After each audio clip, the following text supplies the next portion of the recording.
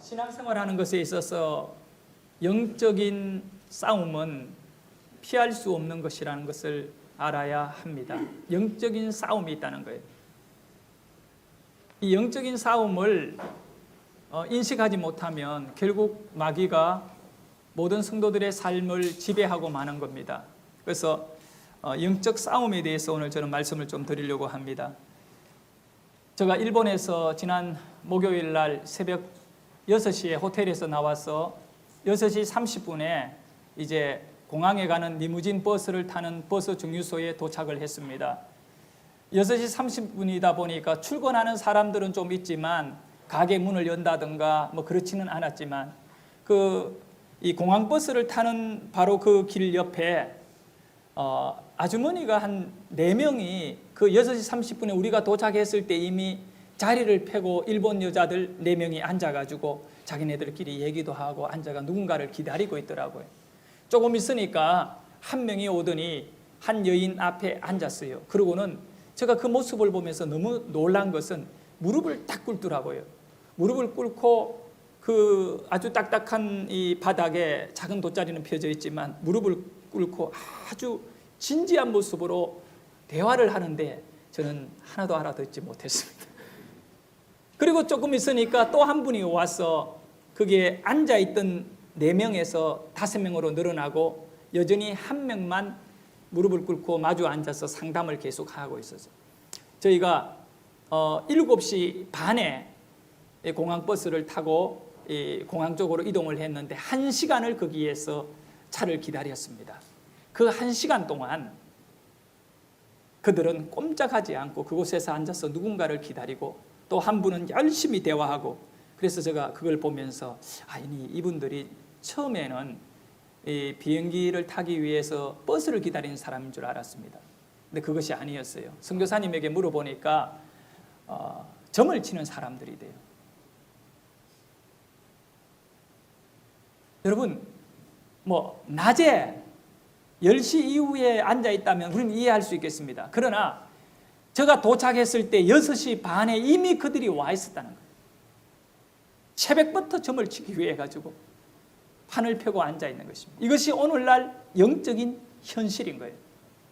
여러분은 교회 다니니까 크게 인식 못할지 모르지만 인터넷이나 신문이나 잡지에 보면 가장 인기 있는 면이 어디냐 하면 운세를 보는 면입니다. 오늘의 운세. 여러분의 오늘의 운세는 어떨까 한번 궁금하지 않나요? 그런 내용들이 지금 우리 젊은이들의 삶 속에 그대로 스며들고 있습니다. 인터넷 같은 데에서요, 아주 팝업 창에 운세를 보라고 얼마나 많이 집요하게 공격하는지 몰라요. 그래서 이 운세 시장이 수조 원의 돈이 된다라고 하는 그런 규모다고 하는 얘기도 있습니다. 여러분, 무속이 한국의 문화를 장악하고 있습니다. 이것은 마귀 사탄의 역사입니다. 오늘 저는 이 악한 마귀 사탄의 역사에 대해 가지고 크게 4가지를 살펴보려고 합니다. 먼저 사탄의 공격 지점은 당신의 마음입니다. 사탄은 어디를 공격하느냐 하면 여러분의 돈도 아니고 여러분의 육체 건강도 아닙니다. 목적은요. 그리고 여러분의 다른 것 아닙니다. 바로 여러분의 마음을 공격 지점으로 삼고 사탄은 공격하기 때문에 여러분이 마음만 지킨다면 나머지 다 지킬 수 있습니다. 그러나 마음을 사탄에게 공격당해서 깨어지고 상처를 받게 되면 나머지 다 잃어버릴 수 있습니다. 여러분이 가장 힘들 때가 언젠가요? 마음이 상할 때잖아요. 속상하고 마음에 분이 올라오고 이 모든 문제가 마음에서 올라오는데 마귀는 그걸 너무 잘 알고 있습니다. 첫 번째 사람인 아담과 하와가 마귀에게 공격을 당할 때 이 마귀는 하와의 어디를 공격했습니까? 건강을 쳤습니까? 하와의 재산을 강탈해 갔느냐고요? 아니면 사회적 진로를 막아버리고 하와로 하여금 명예와 권력에 대한 욕망을 줘서 타락시켰느냐? 그것도 아닙니다. 사탄은 하와의 마음을 파고들었습니다. 그래서 사도 바울은 고린도후서 11장 3절에서 이런 말씀을 우리에게 깨우쳐주고 있지요. 뱀이 그 강제로 하와를 미혹한 것 같이 너희 마음이 그리스도를 향하는 진실함과 깨끗함에서 떠나 부패할까 두려워하라. 하와의 마음이 부패되어지고 마음이 하나님에게서 떠나고 하와의 마음에 욕망이 들어가고 그렇게 되므로 인간은 타락하게 된 겁니다. 그와 같이 우리의 마음에 그리스도의 깨끗한 진리의 그 은혜가 임해 있어야 하고 그리스도로 채워져야 될 우리 마음 속에 마귀는 자신이 원하는 것들을 집어넣어서 사람들의 심령을 파괴시키고 더러워지게 만들고 있다는 것입니다. 왜 사탄은 여러분의 마음을 공격 지점으로 삼았는가를 생각해 볼 필요가 있지요. 그것은 바로 여러분의 마음이 하나님을 만나는 장소이기 때문에 그렇습니다. 그리고 여러분의 마음에 하나님의 뜻이 임해 있거든요. 그래서 우리의 마음을 더럽게 만들어버리면 하나님의 뜻은 사라집니다. 우리의 마음에서 하나님을 만나야 되는데 우리의 마음에 사탄이 장악해 있으면 하나님을 만날 수가 없습니다. 사람의 마음은 하나님의 형상을 닮았습니다. 하나님의 뜻이 형상을 닮은 사람에게 나타나는 장소가 마음이지요. 그래서 누가복음 15장에 보면 예수님께서 집을 나갔다가 돌아온 둘째 아들에 대한 이야기를 다루고 있습니다. 이런 아들을 찾은 아버지의 얘기라고 하는 제목이지요. 거기 보면 첫째 아들은 마음에 이런 생각을 가집니다. 내가 아버지 밑에서 이렇게 사는 것보다 젊은 시절에 아버지가 나에게 물려줄 유산을 빨리 받아서 먼 나라에 가서 한번 사업을 해서 크게 성공해 보겠다고 아버지보다 10배나 더 큰 그런 사업가가 되어 보겠노라고 하는 그런 꿈을 마음에 가진 거예요.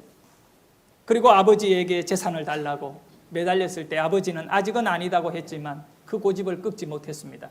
결국 그는 그 재산을 가지고 먼 나라에 가서 허랑방탕하게 살았습니다.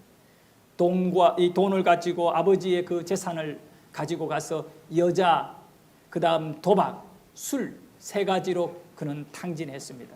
나중에는 거지보다 못한 인생이 되었어요. 그가 깨닫고 아버지에게 돌아올 때 그 마음에 내가 아버지 집에 돌아가야 살 수 있다라고 하는 그 마음을 가지기 전에는 그는 살 길이 열려지지 않았습니다. 우리의 마음은 하나님을 향하는 마음이 되어야 됩니다. 마귀가 준 생각들을 갖고 그냥 살면 하나님을 떠나고 싶어 합니다.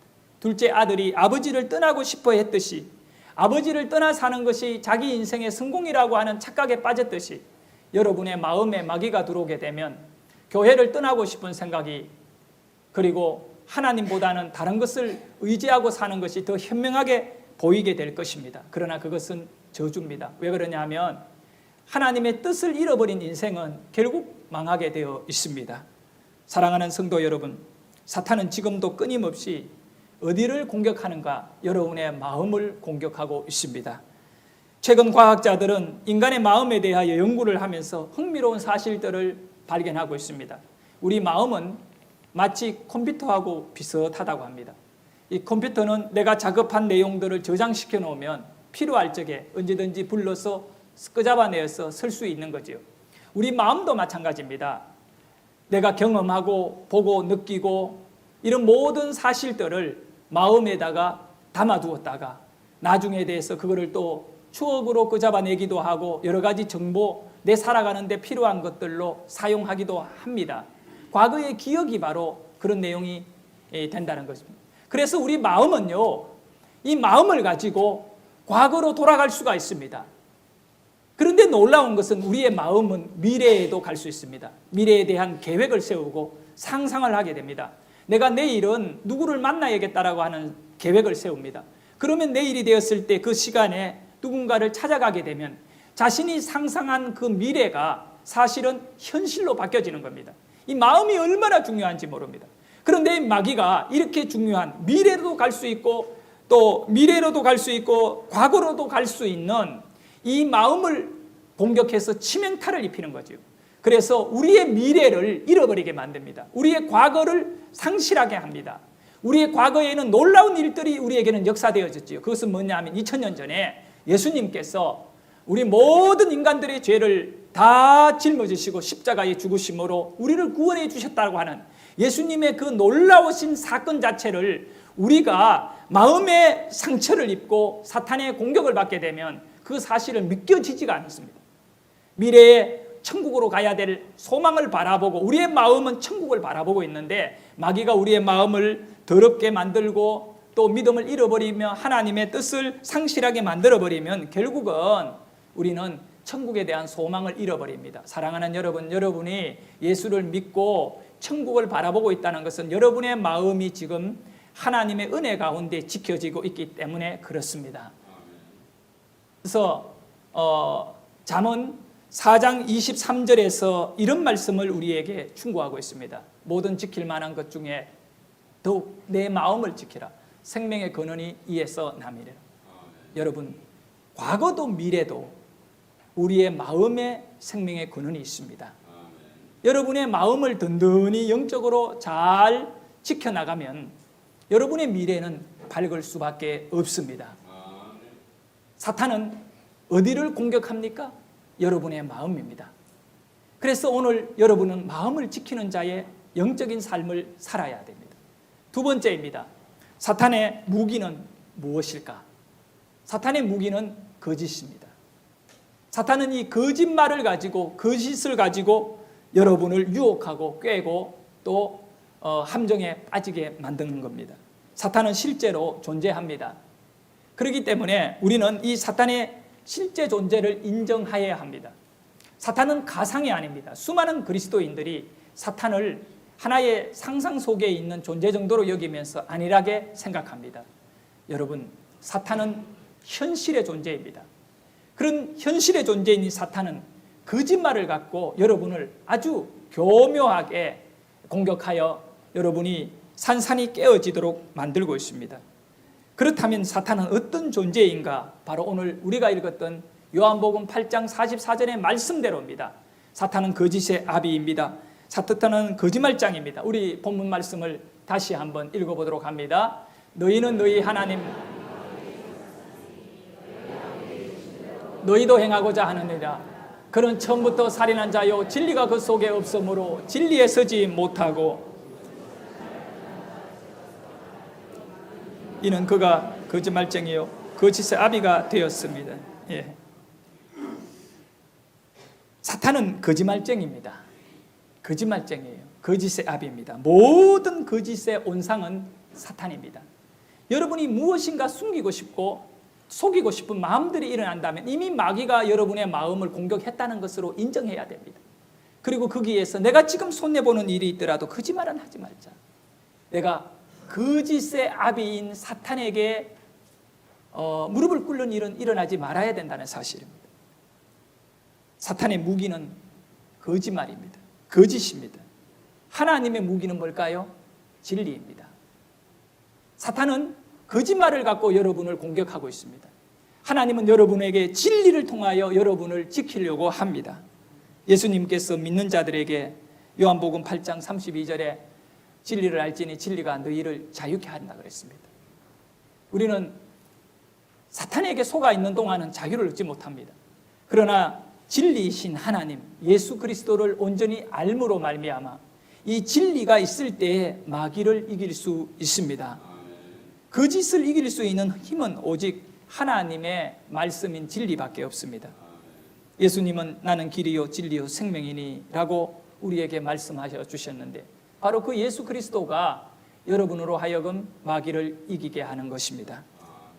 사탄은 최초의 사람 아담과 하와를 거짓말로 속여서 그들을 죄에 빠지게 만들었다는 겁니다. 여기서 사탄이 하와에게 접근하여 속이는 단계가 세 단계로 나누어 설명할 수 있습니다. 그 첫 번째 단계는 사탄은 하나님의 말씀에 대해 의문을 가지게 하였습니다. 하와에게. 사탄은 하나님께서 말씀하신 것 자체를 처음부터 부인하도록 하지 않았어요. 의문을 가지게 했습니다. 사탄은 하와에게 하나님의 말씀에 대한 이 의문을 던짐으로 이렇게 말했던 거죠. 하나님이 참으로 너희에게 동산 모든 나무의 열매를 먹지 말라 하시더냐 이겁니다. 하나님이 참으로 너희에게 동산 모든 나무의 열매를 먹지 말라 하시더냐? 이렇게 질문한 겁니다. 하나님 말씀 자체에 대한 부정이 아니라 하와가 가지고 있는 하나님 말씀에 대한 의문을 제기했습니다. 이 말씀에 대한 의문은 하와의 마음을 결국은 송두리째 흔들 수 있는 균열을 가게 하는 그런 치명타로 이어지고 있는 겁니다. 의문입니다. 여러분 안에 의문이 제기되어진다는 것은 우선은 내가 무엇인가를 알고 탐구하는 것 같이 보이고 바른 것을 찾는 것 같이 보이지만 결국은 이 마귀가 하와에게 의문을 가지게 하여 자기가 계획하는 대로 하와의 마음을 깨버린 겁니다. 일본에서 한 분으로부터 계속 전화가 왔습니다. 국제 전화는 하는 사람에게 국제 요금이 부과되어 버립니다. 그렇기 때문에 제가 가능하면 안 받아주는 것이 그 사람을 도와주는 일이에요. 근데 5번이 전화를 했더라고요. 하루에 5번. 그래서 무슨 큰일이 일어났나 이런 의문도 가지고 궁금하기도 했습니다. 그래서 제가 문자로 보냈습니다. 여기 지금 일본인데 무슨 일로 전화를 하셨느냐고 물어보니까 본인이 이렇게 답을 보내기를 소래노예 여전도회 회장이다고 한국에 돌아오시면 다시 그때 통화하시자면서 이 답신이 왔습니다. 그래서 그 전화번호를 이제 저희들이 잊어버리고 한국에 들어왔는데 토요일인 어제 또 전화가 왔어요. 그래서 제가 설교를 준비하다 보니까 전화를 안 받습니다. 저희 아내가 대신 전화를 받고 누구시냐고 무슨 일이냐고 그러니까 여전히 소래노예 여전도회 회장이다고 그렇게 이제 얘기하면서 우리 교회 여전도회 임원 뭐 대화를 좀 하더라고요. 그러고 난 다음에 혹시 필요할까 싶어서 그분의 전화 번호를 저희 아내가 입력을 시켰습니다. 입력을 시키고 나니 카톡이 형성이 되었습니다. 그리고 이분의 카톡 가장 글이 뭐냐 하면 왜냐고 묻지 않을게요. 순종하고 가겠습니다. 참 멋진 말인 것 같아요. 왜냐고 묻지 않겠어요. 순종하고 가겠습니다. 하나님에 대한 고백인 것입니다. 하와는 사탄이 던진 의문의 질문, 하나님이 참으로 너희에게 동산 모든 나무의 열매를 먹지 말라고 하더냐? 이 말에 의문을 가지기 시작했습니다.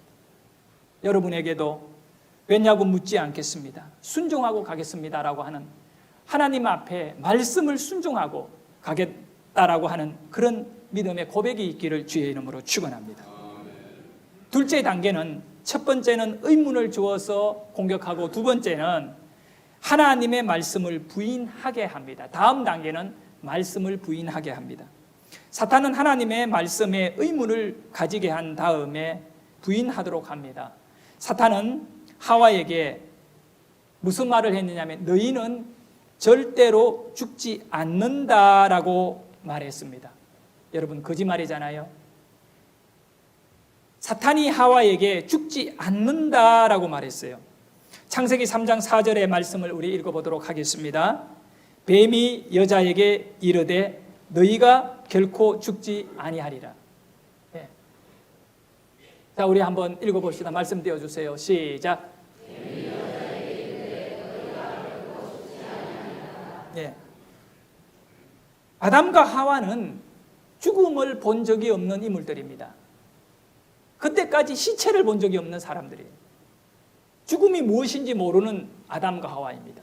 근데 마귀는 거짓말을 합니다. 너희가 안 죽는다. 너가 죽어본 적이 있느냐? 없잖아. 죽음은 없다. 안 죽는다. 이건 먹어도 선악과를 먹어도 안 죽는다. 죽음이라는 없다. 오히려 너희들이 더 이렇게 눈이 밝아지고 더 좋은 세상의 삶을 살 수 있게 될 것이라고 얘기했던 거예요. 여러분, 아주 교묘한 방법으로 하나님의 말씀을 깨버리게 한 거예요. 사탄은 아마 이런 얘기도 했을 것 같습니다. 하와야, 하나님이 얼마나 귀한 분인지 너 알지? 하나님은 사랑의 하나님 알지? 하나님 너 사랑하는 거 알지? 사랑하는 하나님께서 너를 이 과일 하나 못 먹게 하겠느냐?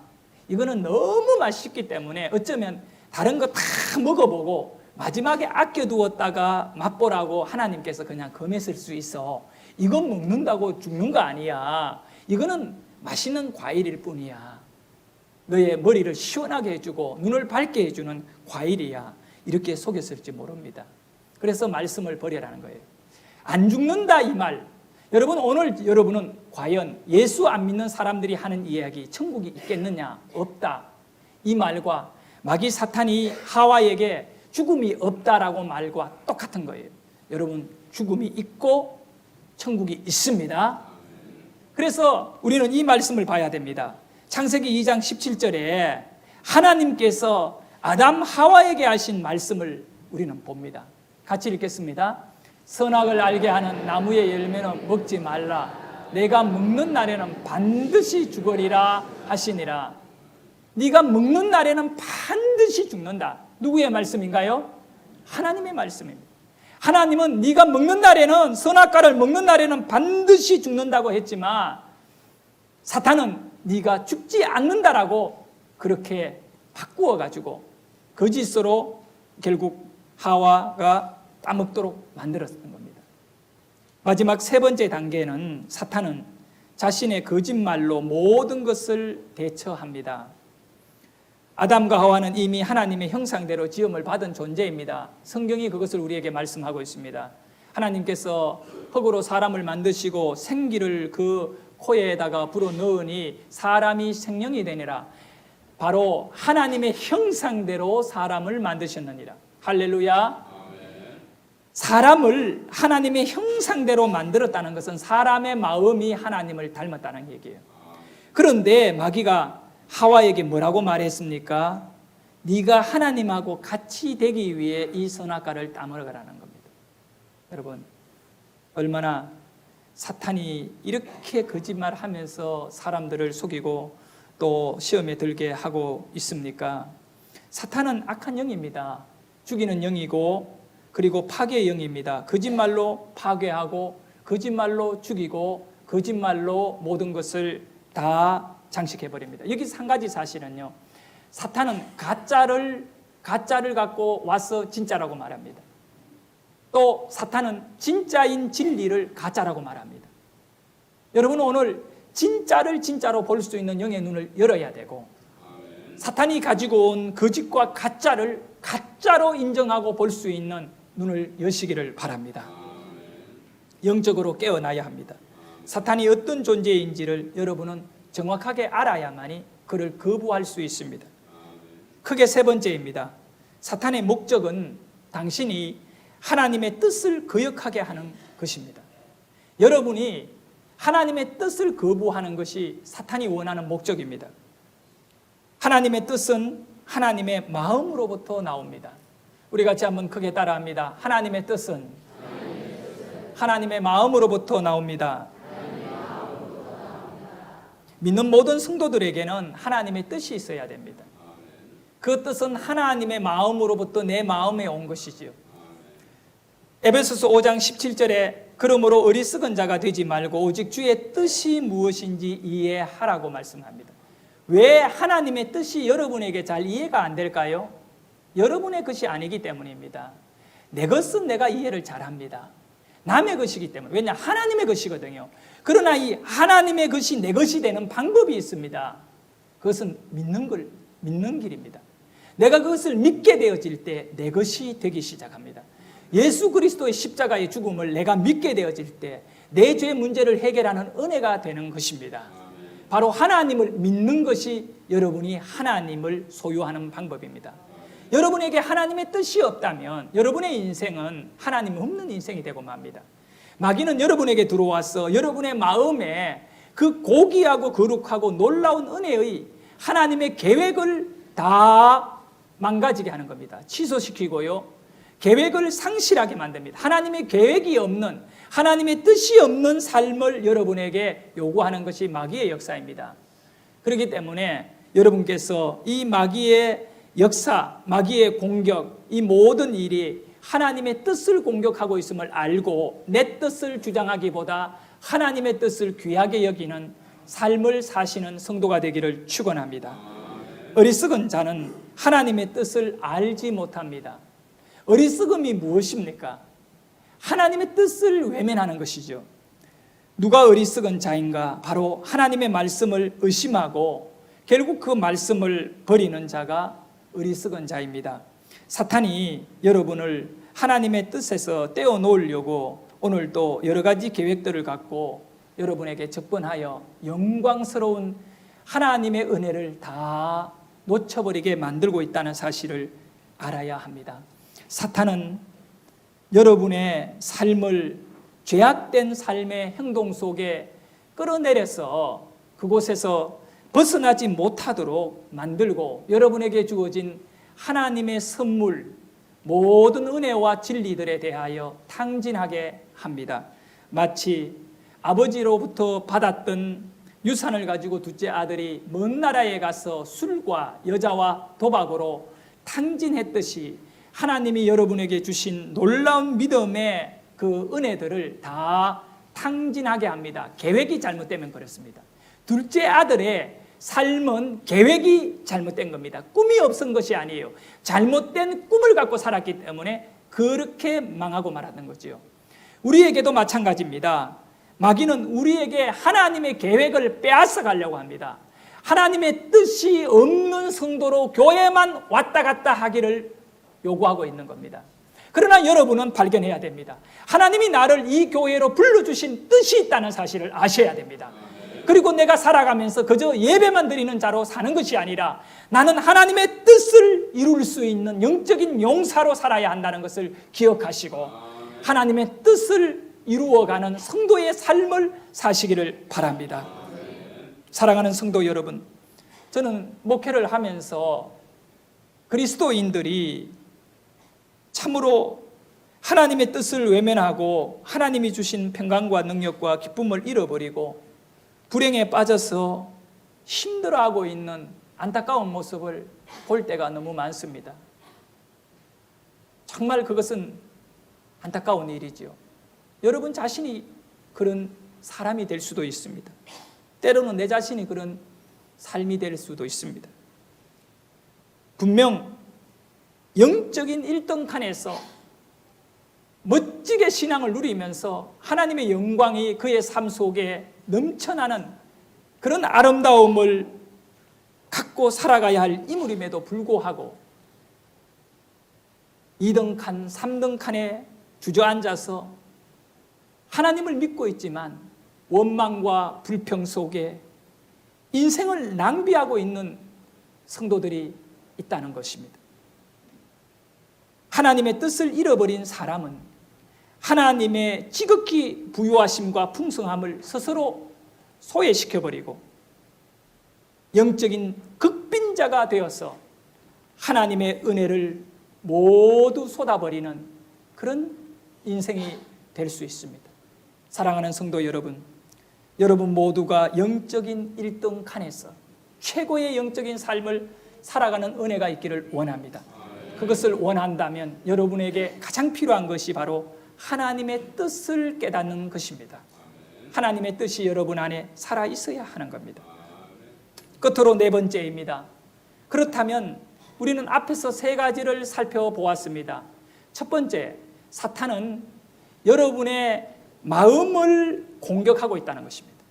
여러분의 마음을 공격 지점으로 삼고 여러분의 생각 속에 우울하게 만들고 또 별것 아닌 것도 민감하게 만들어서 막 뭐라고 합니까?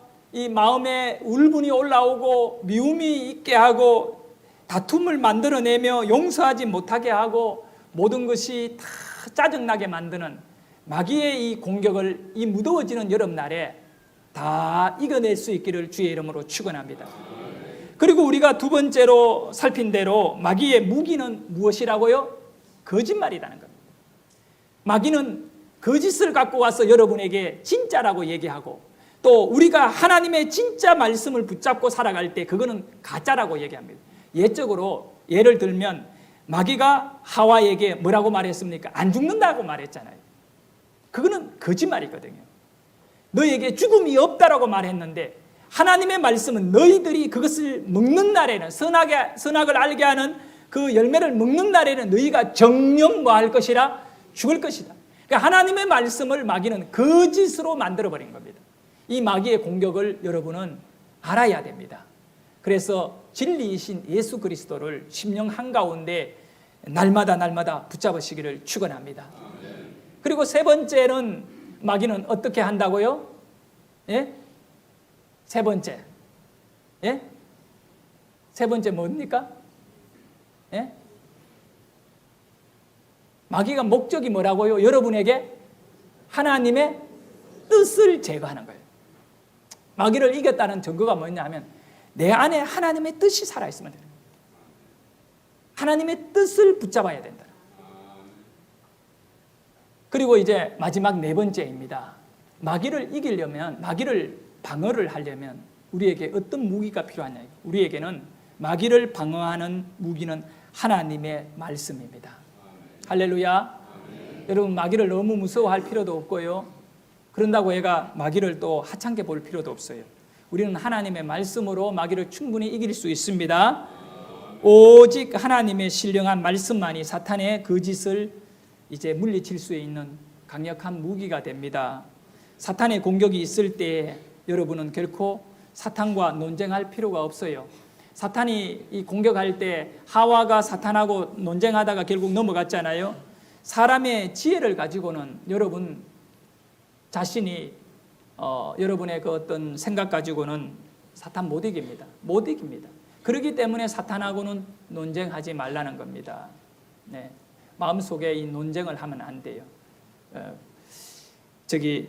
말씀을 보면 히브리서 4장 12절에 우리 같이 한번 읽습니다. 하나님의 말씀은 살아있고 활력이 있어 좌우의 날선 어떤 것보다도 예리하여 혼과 영과 및 관절과 골수를 찔러 쪼개기까지 하며 또 마음의 생각과 뜻을 판단하나니. 아멘. 하나님의 말씀은 살아있다는 거예요. 하나님의 말씀은 생명력이 있습니다. 그리고 이 하나님의 말씀은 활력, 운동력이 있습니다. 그래서 마음을 찔러 쪼개게 합니다. 여기 보면 혼과 영과 관절과 골수를 찔러 쪼개버린 거예요. 이게 모든 것은 마음의 생각과 뜻을 판단해 버리는 거예요. 하나님의 말씀을 가져야 마귀의 역사를 잘라낼 수가 있습니다. 여러분에게 하나님의 말씀은 가장 소중한 보물이 될 수 있기를 축원합니다. 오늘도 우리는 하나님의 말씀을 의지해서 진리를 깨닫고 어떻게 영적으로 살아야 되고 그렇게 사는 방법이 1등 칸에 머물 수 있는 축복이라는 사실을 깨닫는 것입니다. 사랑하는 성도 여러분, 마태복음 4장 4절에서 예수님께서 사탄을 향하여 이렇게 말씀하셨습니다. 예수께서 이르시되 기록되었으되 사람이 떡으로만 살 것이 아니요 하나님의 입으로 나오는 모든 말씀으로 살 것이라. 예수님이 광야에서 40일간 금식한 이후에 마귀가 나타나서 시험을 했습니다. 예수님에게 뭐라고 했느냐? 첫 번째는 당신이 하나님의 아들이거든 이 돌들을 갖고 떡을 만들어 매우 배가 고플 건데 먹으라고. 마귀가요 예수님에게 먹으라고 위로해 줍니다. 여러분 얼마나 좋은 말입니까? 드십시오. 그죠? 그런데 마귀가 예수님에게 당신이 하나님의 아들이거든 돌을 갖고 떡을 만들어 먹으라는 거예요. 하나님의 아들이 아니면 그런 것 못하니까 못 만들어 먹을 것 아니냐고 이렇게 충동을 했습니다. 사실 우리 예수님은 하나님 자신입니다. 하나님께서 이 땅에 오셔서 십자가를 지신 분이 예수님이거든요. 그렇다면 예수님에게는 신적인 능력이 있습니다. 이 마귀는요 한 방에 날릴 수도 있습니다. 근데 육체를 입고 오신 우리 예수님이 그 마귀를 어떻게 상대합니까? 하나님의 말씀으로 상대합니다. 하나님의 말씀으로요. 신적인 능력을 사용해 가지고 사탄을 물리치지 않고 하나님의 말씀을 사용해서 사탄을 물리칩니다. 하나님의 입으로 나오는 모든 말씀으로 살 것이라. 할렐루야. 예수님이 사는 방법은 하나님의 말씀이었습니다. 사랑하는 성도 여러분, 하나님의 말씀은 오늘 여러분이 사용해야 할 가장 귀한 무기입니다. 이 영적인 무기를 가지고 살아가실 때 영적인 양식이 풍부한 영적인 용사가 되어야 하는 겁니다.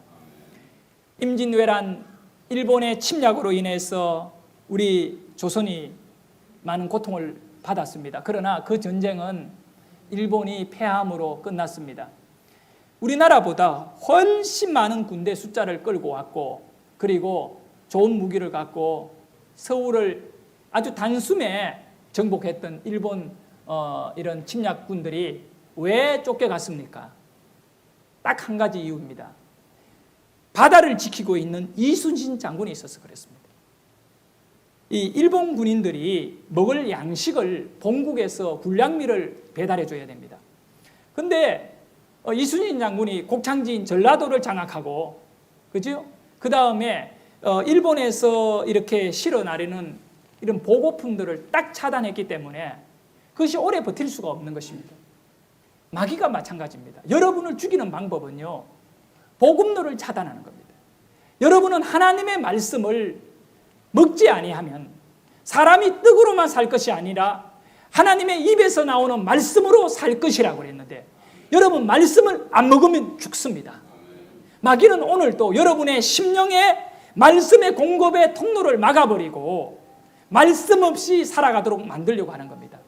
그것이 길어지면 여러분은 영적인 아사를 합니다. 영적인 기아에 빠지고 영적인 메마름과 죽음을 경험하게 됩니다. 처음에는 모릅니다. 서서히 죽어가기 때문에 그렇습니다.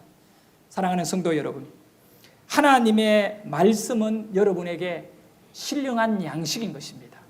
말씀을 귀하게 여기되, 그래서 저는 4가지를 여러분에게 말씀드리고 싶습니다. 사탄을 이기고 하나님의 영광을 경험하는 방법입니다. 그 첫 번째는 하나님의 말씀을 알아야 된다는 겁니다. 하나님의 말씀을 알아야 됩니다. 힘써 알기를 소원합니다. 뭔가를 알기 위해서는 배워야 됩니다. 모르면 줍니다. 우리나라 축구가 이 월드컵에 가서 뭐 그냥 힘없게 주저앉고 돌아왔는데 제대로 안 배워서 그래요. 그 외국의 아이들은 5살, 6살, 7살 때부터 공과 같이 놓으면서 공과 하나가 되어 있습니다. 거의 뭐.